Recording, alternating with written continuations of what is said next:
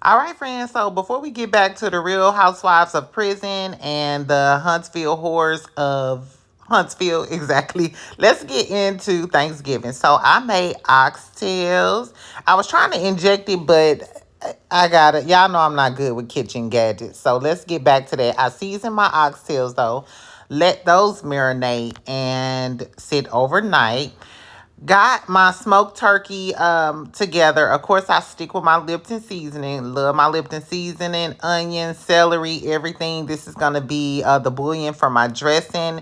It was so good. Went in with that chicken broth. Always low sodium chicken broth. Exactly. Especially during the holidays. Because, we make our food too rich and it'll bring them sodium levels up. Exactly. So I was very cognizant of that. Exactly. Pat me on the back. Dang, it took me a long time to put this chicken broth in. Anyway, so I got my cornmeal mix together. Pop this in the oven so I can get this cornbread started. Had more seasonings, pulled those together for my oxtails.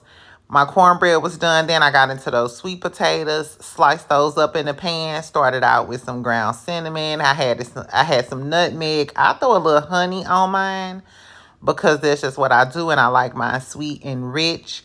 Exactly. Then I put in some brown sugar. I have white sugar. As y'all can see, I use that Land O'Lakes honey butter as well.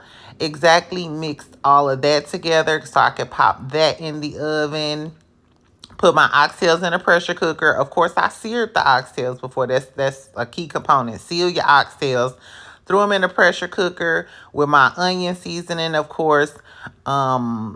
Green peppers, onions. I put a little au jus gravy mix, and then I also use this Lori's exactly steak and chop seasoning. Love that. I throw a little red wine in there. Exactly. My red wine be busting. I put a little red wine in my oxtails, threw those in the pressure cooker. Thank God for the pressure cooker because I had so much stuff in the oven. I'm about to throw these 2 pans of dressing in the oven. Start on my roof for my macaroni and cheese. Baby. I use Colby, a little mild cheddar, and a tad bit of Velveeta in mine. Exactly. Mine was super creamy. And I had some Gruyere cheese. Exactly. I don't use Gouda. I use Gruyere. I think that's how you pronounce it. Anyway, so everything turned out pretty good. Pretty good. Oxtails, my macaroni and cheese was great. I had a little cabbage. How was your meal?